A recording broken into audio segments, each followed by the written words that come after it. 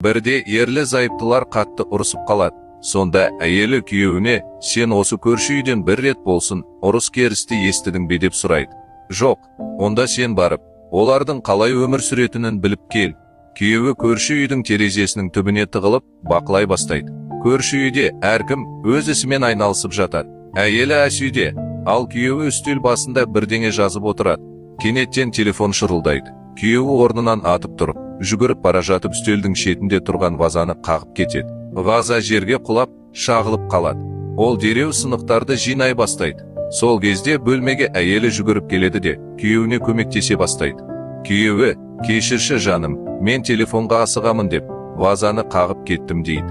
Сонда әйелі, жоқ жаным, бұл менің кінәм, мен вазаны үстелдің шетіне сен қағып кететіндей етіп қойыппын дейді. Олар бір-бірін құшақтап, сынықтарды жинап, өз істеріне қайта оралады. Күйеуі үйіне қайтып келеді. Әйелі одан, не білдің, құпиясын аштың ба деп сұрайды. Иә білдім дейді күйеуі. Олардың отбасында әрқашан екеуі де кінәлі, ал біздің отбасымызда әрқашан екеуміз де дұрыспыз деп жауап береді. Осы оқиғадан не ұқтыңыз? Пікіріңізді жаза кетіңіз. Ал басқа да пайдалы ақпараттарды көргіңіз келсе, біздің арнаға тіркелуді ұмытпаңыз.